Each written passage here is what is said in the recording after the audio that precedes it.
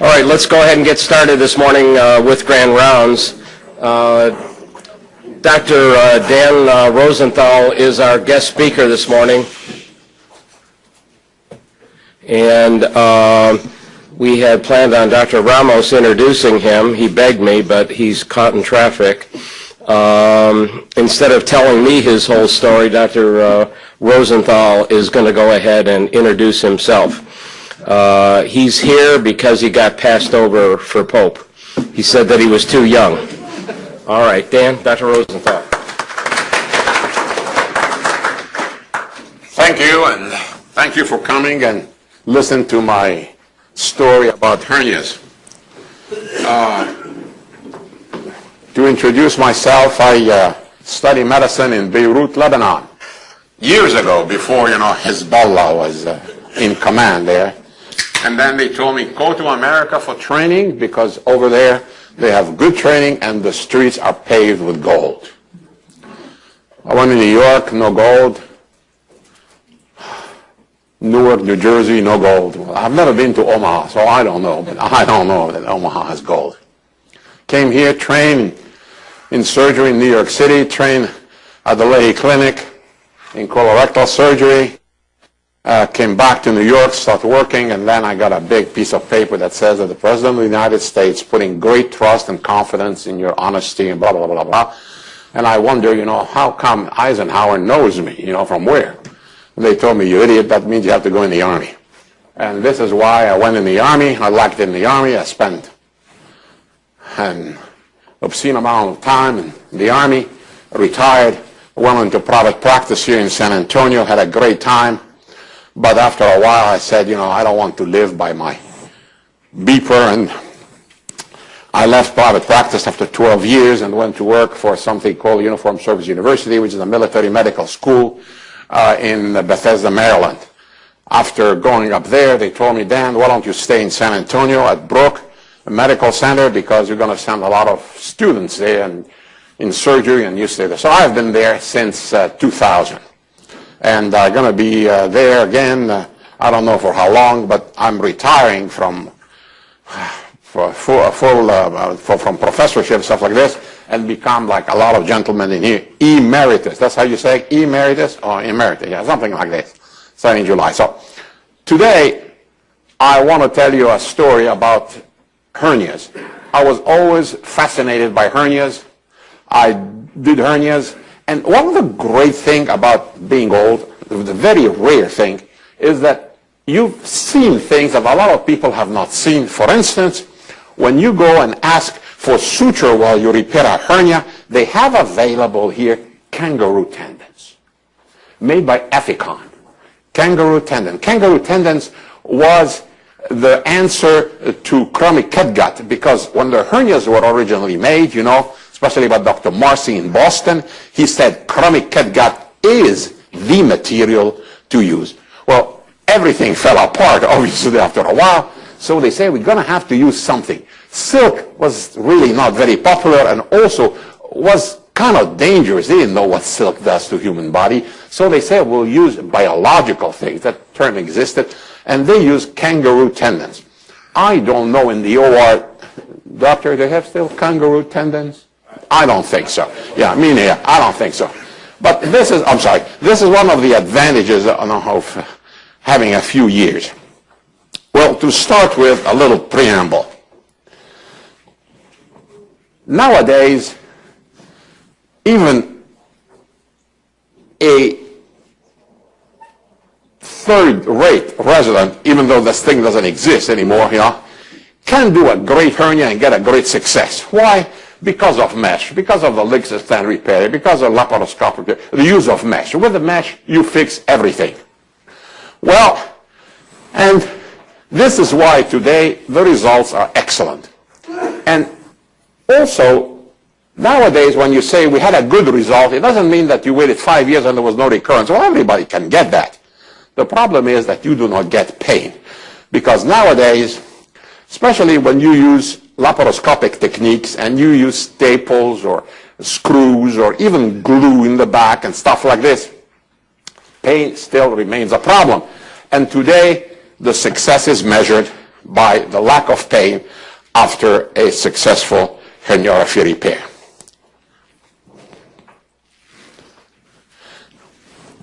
Who are those guys?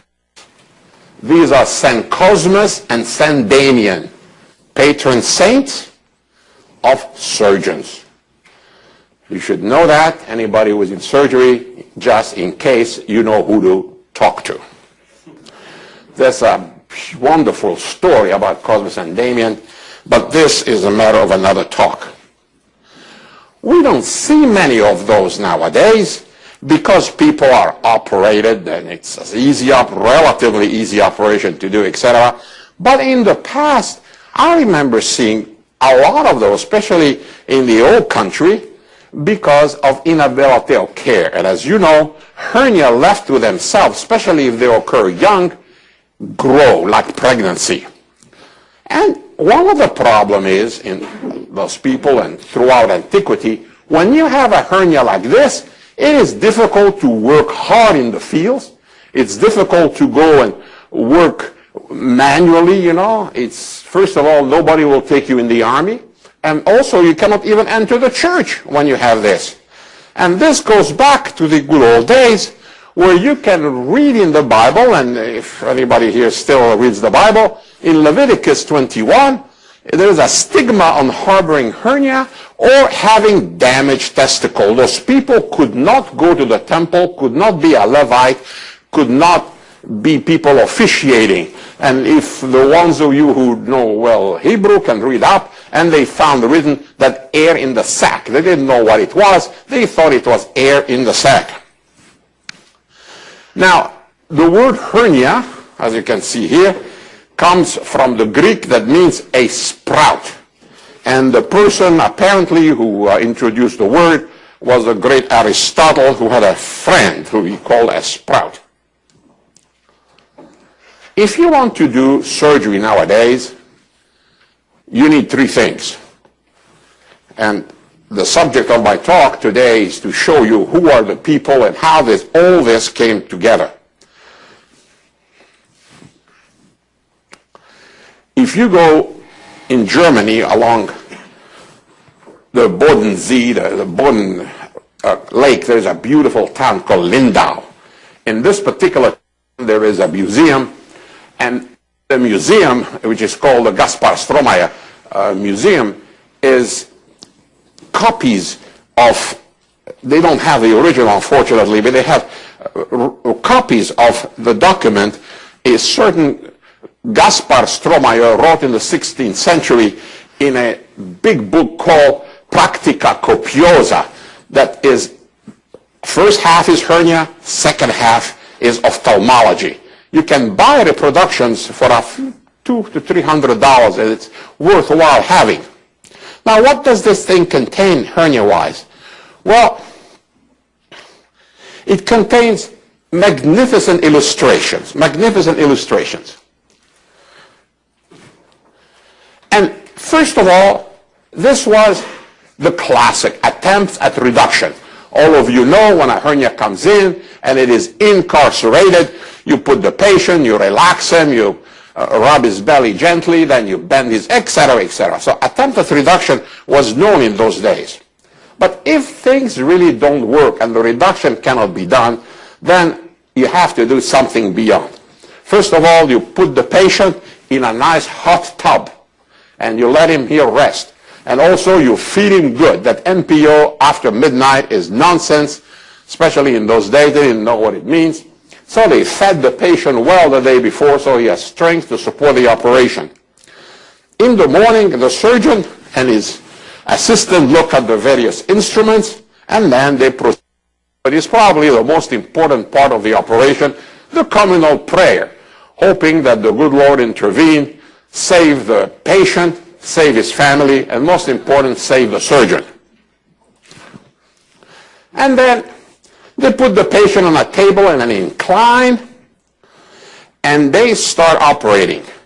They have to tie him well.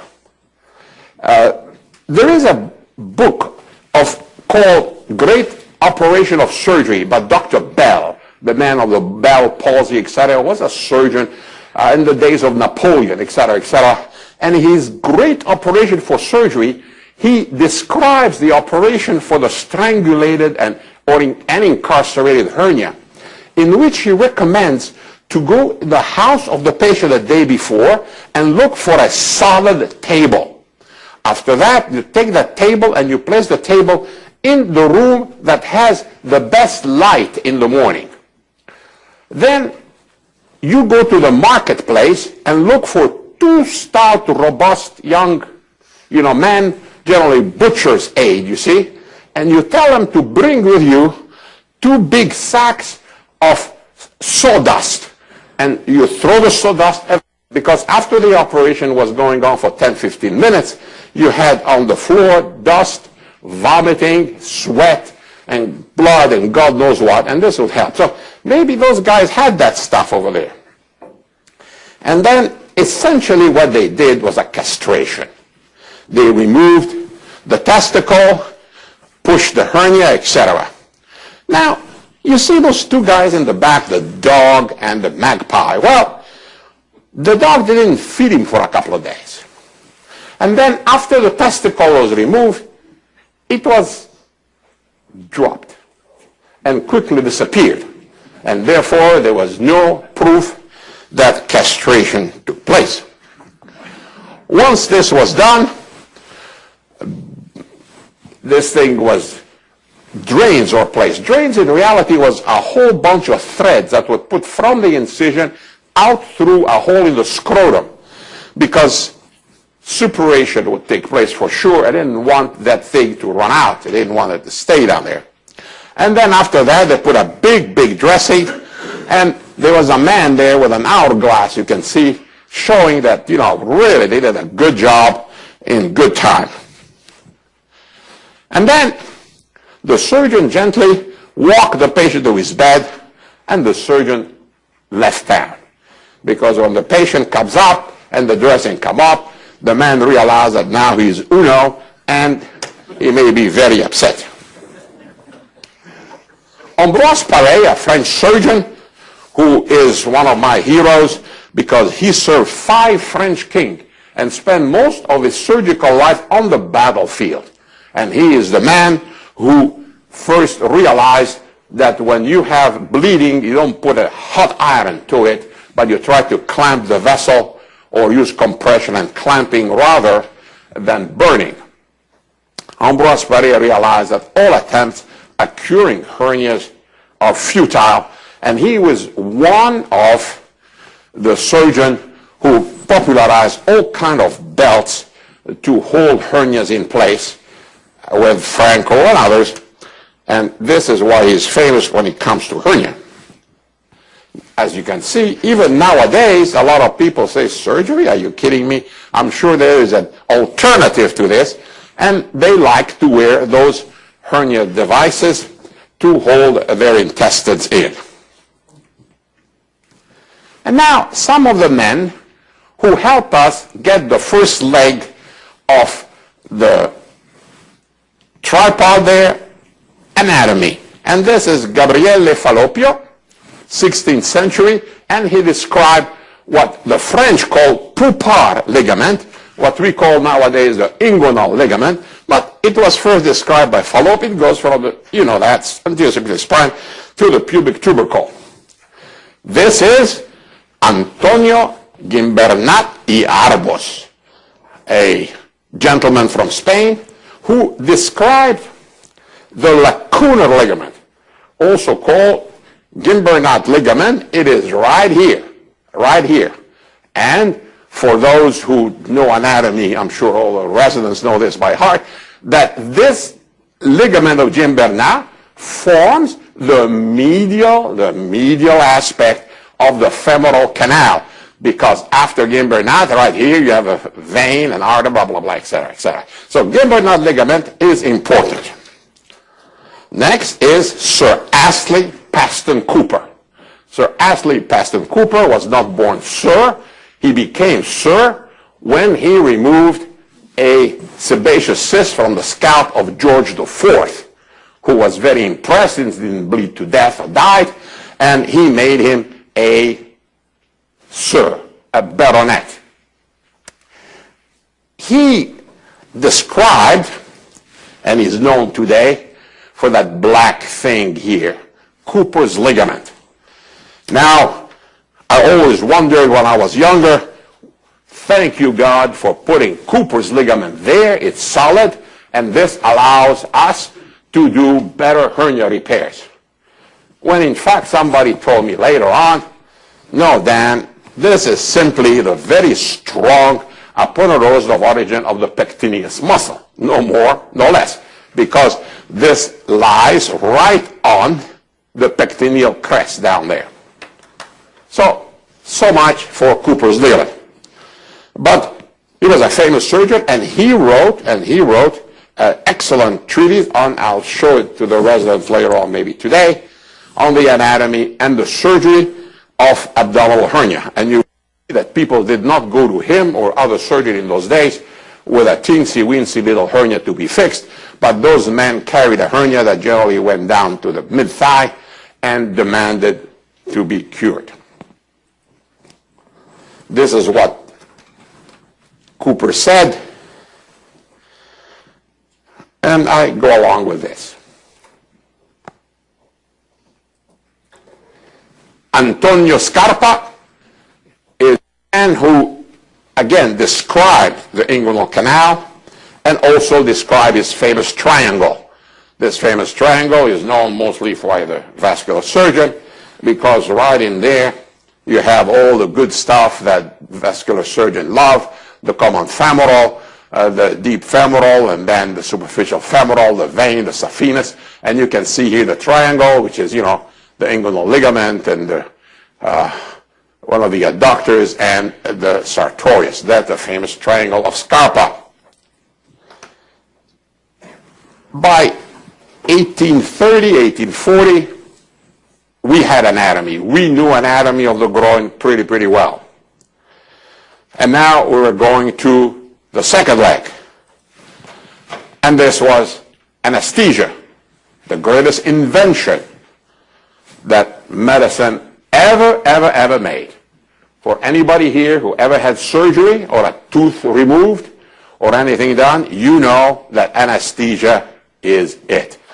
I don't care what instrument they use. They do the anterior approach, laparoscopic approach, but I want that white thing to drip into my veins. It's wonderful, wonderful, wonderful. Anesthesia. To the glory of the dentist, it is dentists that introduce anesthesia, ether and chloroform. And in 1846 at the Massachusetts General Hospital, Dr. Warren operated, and Dr. Norton gave anesthesia. Everybody stood there, and the lady had a tumor in the maxilla, and when they made the cut, all the students and everybody grabbed the railing, you know, for the great scream. None came.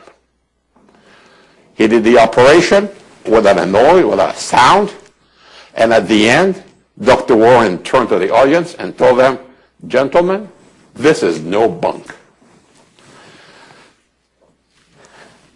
In those days, this was the paper, the journal, like New England Journal of Medicine today, that canonized techniques and substances and medicine and stuff like this. So this is the precursor of New England Journal of Medicine, and they had this particular article, you know, in November telling that there is something indeed that works very well if you want to operate people. So we had the second leg, anatomy and anesthesia. And this was very dangerous, because knowing anatomy and putting the patient to sleep encouraged the surgeons to go and do bigger surgery with a disaster you can imagine. One of the best examples is that during the Civil War, the surgeons had chloroform and had ether, but they kept the sutures that they used to tie the vessel under their collar of their coats, so they can pull it out, you see, easier than don't lose them, you see. And then once the amputation was done, they would take the saw, go like this, you know, wipe the blood and go again. Needless to say, this was not conducive to good results. So we had to wait for those two men, a Frenchman, and Joseph Lister, a Scotsman in Glasgow, who, having heard of Pasteur's work, decided that he wants to get rid of those little bugs that cause all those problems, and started either boiling or covering all the instrument that he's going to use with carbolic acid. The rest is history. We now had the three legs of the stool, and you could start repair hernias.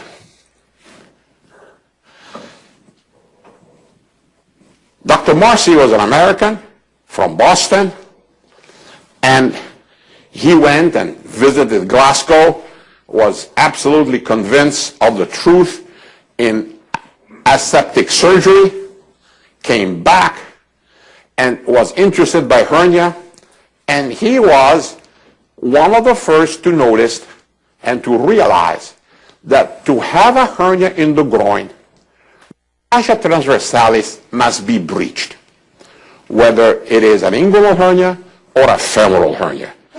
The fascia transversalis has to be breached. Then you get the hernia.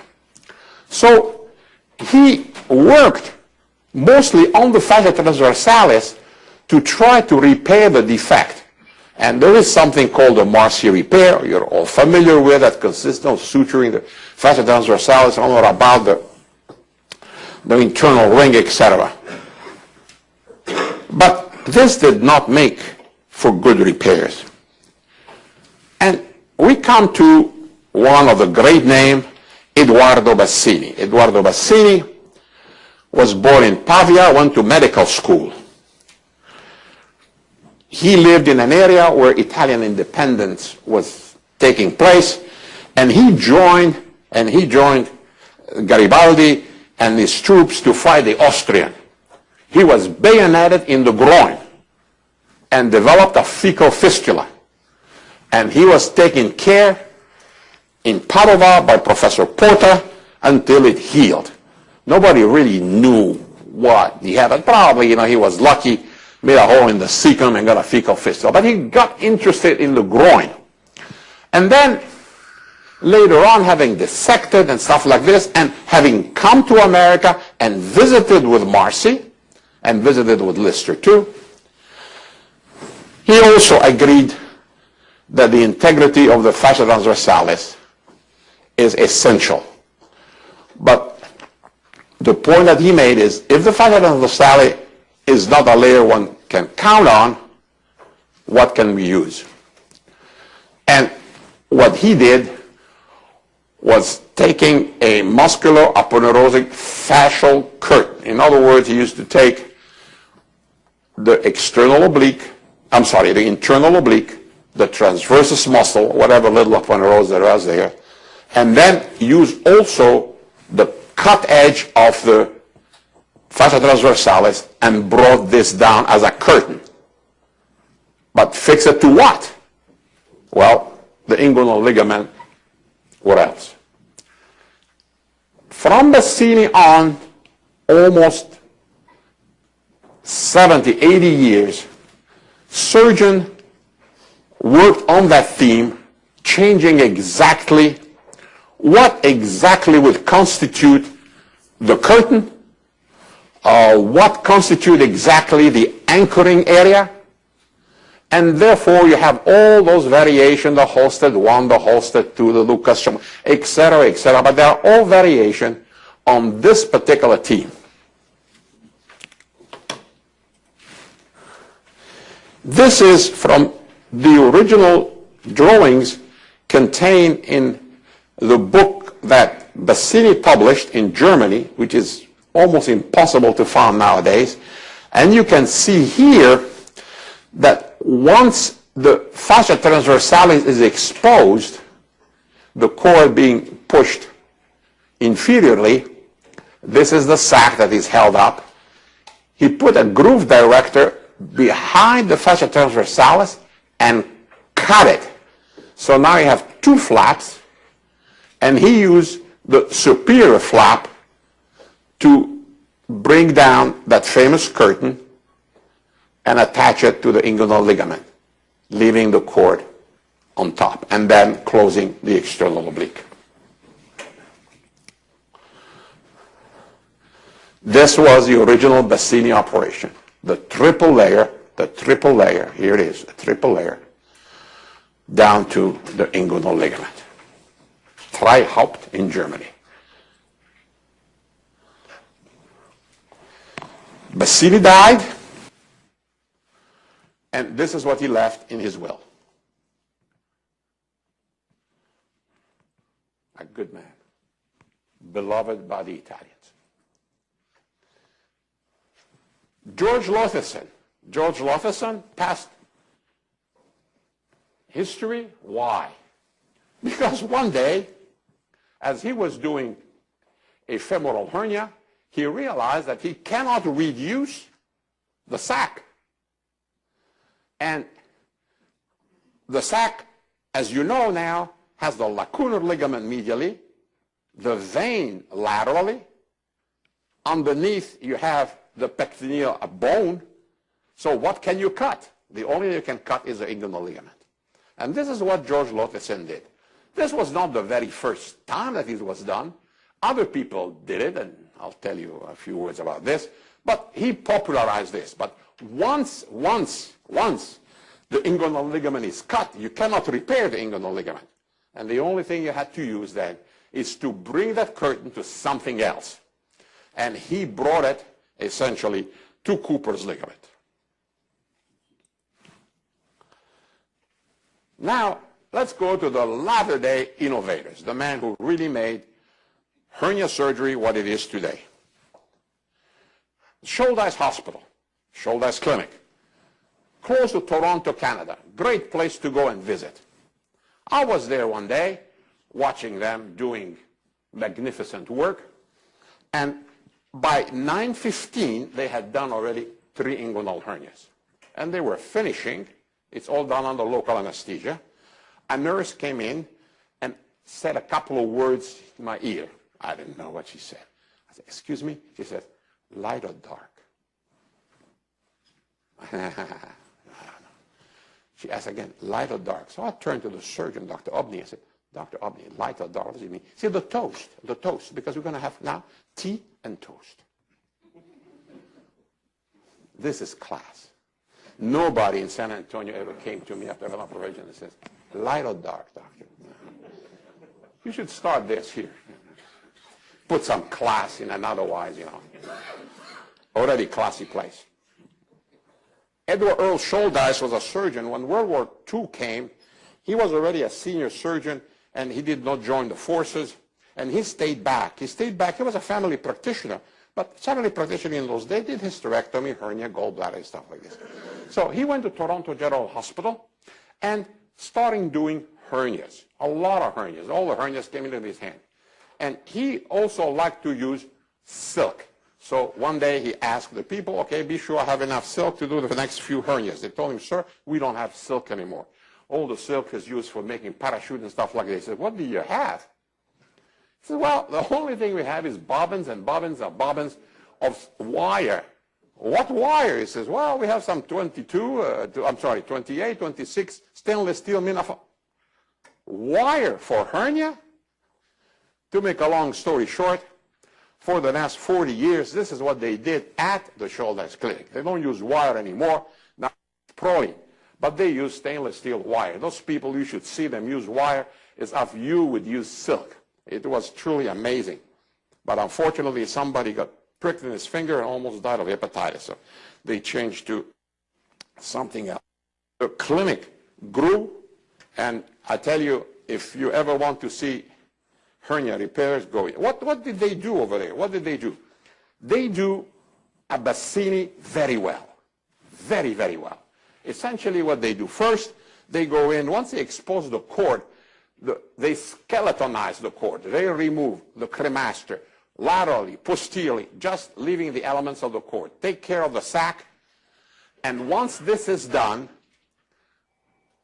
they open the fascia transversalis. And what you see behind right there is the preperitoneal fat. So now you have there the fascia transversalis, and after that you have the transverse abdominis, the transversalis fascia, the internal oblique, and then outside the external oblique. So what did they do? Starting here, medially, they imbricated every layer, and therefore you have 2 suture lines for each one. So for the fascia transversalis, 2, for the curtain, it's 2, and also for the external obliques. You have 6 lines of wire. They did this, well, I don't know, very fast, very well. This under local anesthesia. It would take them maybe half an hour to do the case. It was truly a magnificent thing to look at. And I liked that thing, and I went back and I started doing it, but I didn't like to do that double thing. So my resident said, okay, let's do a Rosenthal, which is just 1 layer, no imbrication. So you have only 3 layers, not 6. That's another big name. Chester Bidwell McVay. Chester Bidwell McVay, when he was a medical student at Northwestern, spent a lot of time in in the Department of Anatomy, with Dr. Anson, and they were very interested with the groin at that time, and they did a lot of things. And Dr. McVay wrote a paper once saying that the fascia transversalis, the key layer in the groin, that if breach gives you the hernia, etc., does not end on the inguinal ligament, but ends on Cooper's ligament medially, and then covers the vessel, and is called the femoral sheath. Then it covers the psoas, and it's the psoas sheath. This is how this particular fascia transversalis ends. And therefore, to suture that famous curtain into the inguinal ligament is a fundamental mistake. And he wrote an article that says a fundamental mistake in the repair of inguinal hernia. And that particular article was a sensational article because everybody went to the inguinal ligament for one very good reason. It's easy, it's right there, it's looking at you. But he said, no, it's wrong. If you want to repair in the plane where the hernias occur, you have to go down to Cooper's ligament. And you can see here where he put his sutures and then transitioned and went and sutured to the femoral sheath and then to the psoas fascia. If people, to make it easier, transition and go to the inguinal ligament, you're not doing a McVay, you're doing a somebody else. These are some of the surgeons. This is George Lofison, but other who had to use Cooper's ligament during the herniorrhaphy. But Dr. Chester McVay said that's the way to do it. But it soon became apparent that when you bring the curtain down to Cooper's ligament, it creates a lot of tension. And therefore, the famous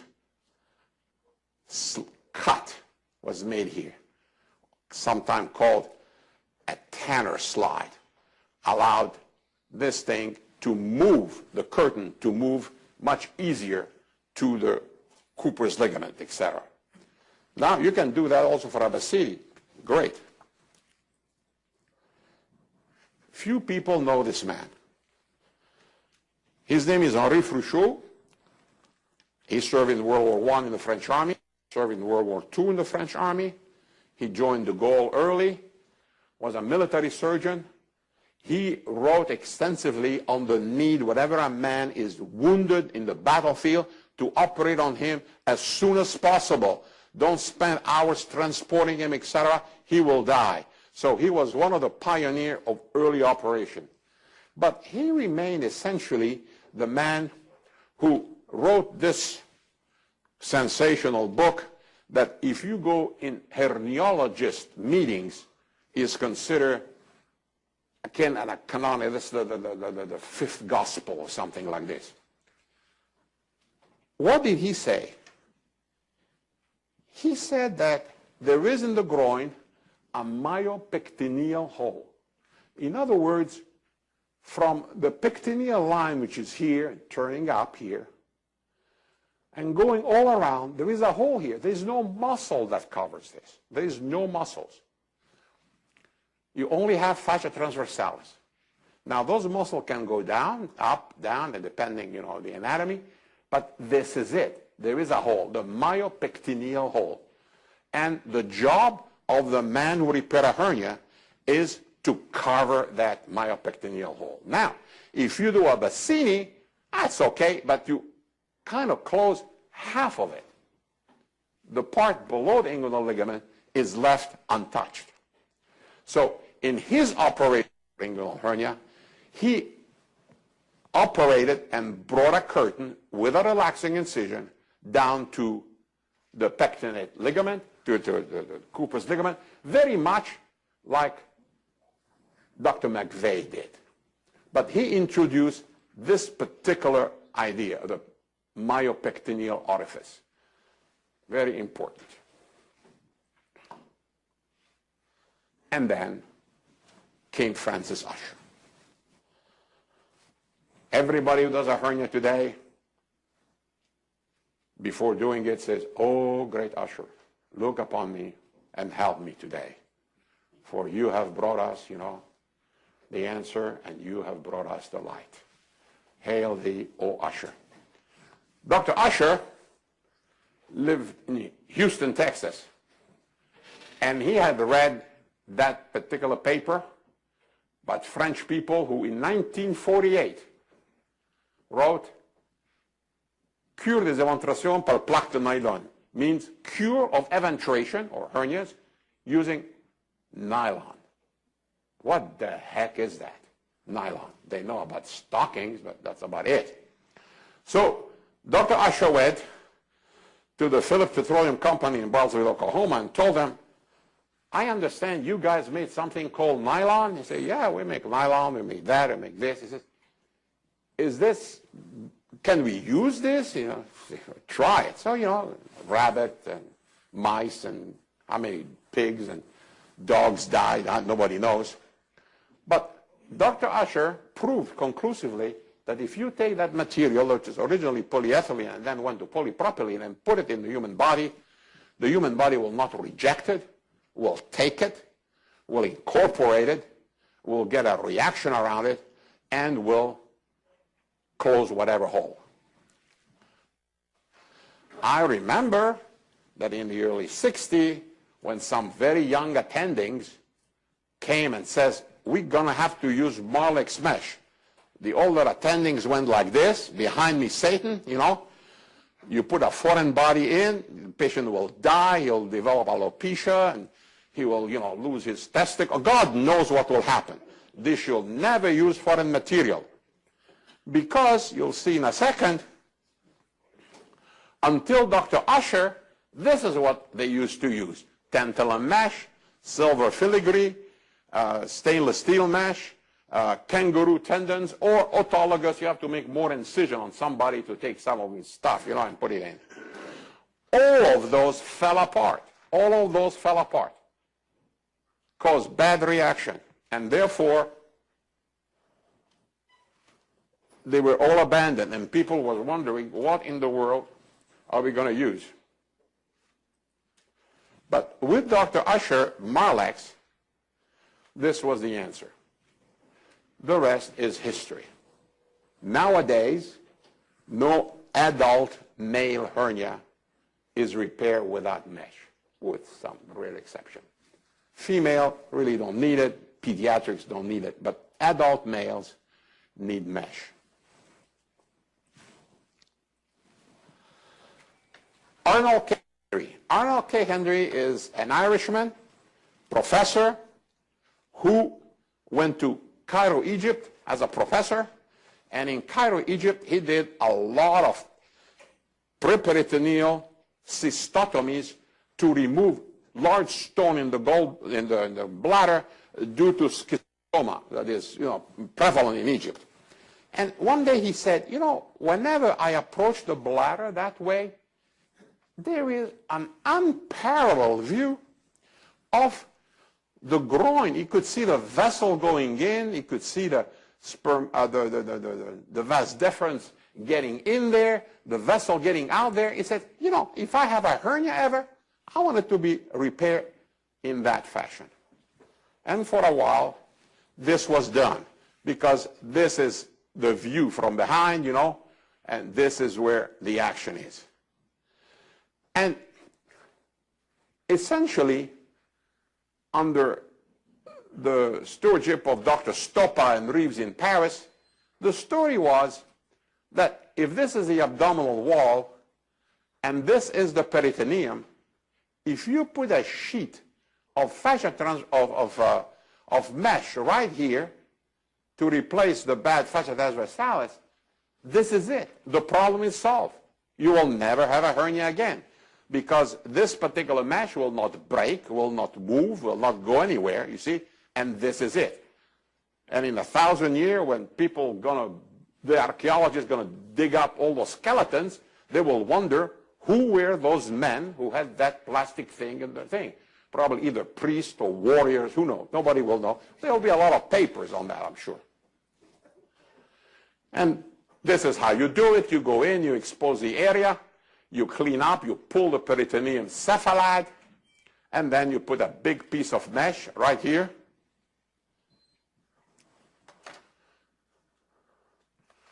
I think this thing died. So you see, put a big, nice piece of mesh here through which the cord goes and the vas deferens. And this is the peritoneum. And then what do? You don't have to put any fixation tags or anything. Just remove the retractors. Tell the patient, the anesthesiologist to valsalva the patient. This rolls in and hold the thing. The key is that when you do this, you have to put a big piece of mesh, which is about minimum 10 cm. This quarter has to go where the psoas is, and this quarter has to go by the bladder. If you do this and you remove the retractors, this thing will not move.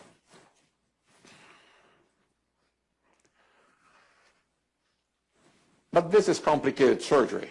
Dr. Lichtenstein, who died in 2000, was an excellent surgeon, a civil rights leader, and he decided to put mesh anteriorly. Much easier, much easier. And essentially what he did, he opened and did whatever has to be done, and then he didn't have to bring no muscle down to anything. He just put a nice piece of mesh, made a hole for the cord to pass through, fixed this to the transversus abdominis and the internal oblique, and down to the inguinal ligament, and that's the end of it.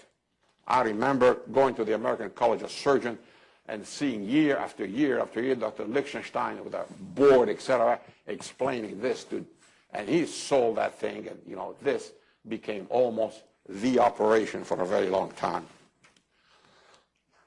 Variation on the theme, Dr. Gilbert from Miami said, why don't we put a plug on top of this thing, you see? Because Dr. Lichtenstein, many years ago, had repaired hernia using just a plug. But he said, why don't you put the plug and the mesh? And this is the plug and mesh technique. A great operation, wonderful operation that gives you excellent results. And then we have laparoscopy. Laparoscopy was looking for operations to do, things to do. So they had the gallbladder. And then, you see, my God, we can do appendix. And we can do GYN surgery. And then one day we said, let's do a hernia. And in 1991, 92, Dr. Morris Franklin and myself worked, and we decided to do it. And we did it. But in order to do it simple, we put it intraperitoneally. Patient got adhesions and didn't do too good. So the rest is history. Nowadays, a lot of hernias are done laparoscopically. The results are excellent. There is no limits to what you can do like this, and I think that probably this is the future. The laparoscopic technique was canonized in '97 by appearing in the New England Journal of Medicine. Anything that you do, if it appears in the New England Journal of Medicine, is true. And therefore, people now said, this is it. Now, not all inguinal hernias can be done laparoscopically, as you can see. Today, the key is ambulatory surgery, ambulatory surgery, ambulatory surgery. There is no limit at what ambulatory surgeons can do. And today, we went from the innovative clinics like the Shouldice clinic and the Liechtenstein clinic, etc., to boutique herniography, where you go in and people suddenly are self-proclaimed hernia expert. And they have a herniology boutique, and you go there and you get your stuff done. One last word. The word is sprezzatura.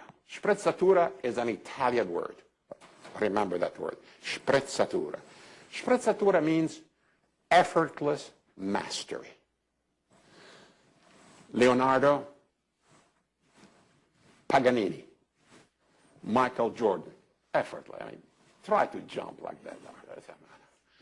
Meryl Streep, Lynn Hughes, try to climb on this one day and see, okay? And Dr. Cooley, sprezzatura.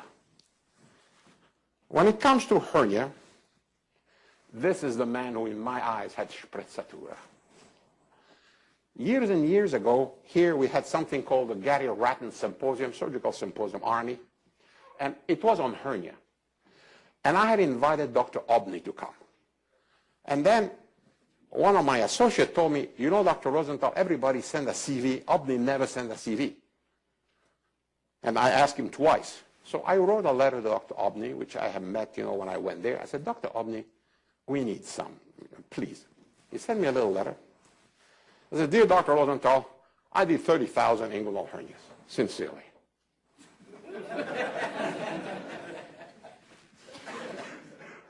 When he retired, he had done 32,000. I went to see him, and, you talk about sprezzatura in surgery. Effortless mastery. I mean, everything looked so easy, so easy. Anyone who has not watched Dr. Ramos do a rectal dissection for a low anterior has not seen pelvic sprezzatura. Also, for the younger people in the audience here, you read a hernia, a hernia. There is not such a thing as minor surgery. 50 years listening to M&M conference taught me that. Thank you.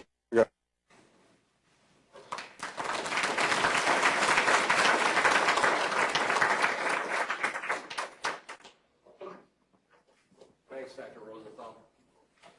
Sometime you'll have to tell us what Beirut in Lebanon was like prior. It was the banking capital of Europe at the time, if I remember correctly, or the Mediterranean. Were you from Beirut? No, I was born in Egypt. I was born about, I don't know, a year, what is it, 2 years ago, a member of my class, Pierre Farah, who became also a surgeon, but he did it in the French system, and then became the dean of the medical school for a while, called me and told me, Dan, in 3 months from now, it's the 50th anniversary of our graduation, and could you please come? I say, hey, I'll be delighted to come. What the heck, 50-year reunion medical school is good. So, a couple of months later, I got another little note. Dear Dan, due to some recent development in Beirut, I don't think it would be wise, to come. We will move this, a little bit later on. There's Beirut today, Good place to talk about. Yeah, well, it's good to hear the history because any of us who ever did McVay repair and even making that relaxing incision, I don't think I ever walked away where I didn't feel like the repair was under tension. I mean, it was absolutely brutal. And the patients were in pain for a long period of time. You know, a surgeon once that adopted the lecture style, etc., said to me, you know, if you really want to do a hernia, really macho hernia, do the hernia on the local with the patient standing up. Then you will know what the tension is. Don't lay him up there, give him relaxing. Oh, I can put this tongue can countervagal here. You see? And you will see what tension is. Why it works. Why it works. Any questions for Dr. Rosenthal? Dr. Savu, do you have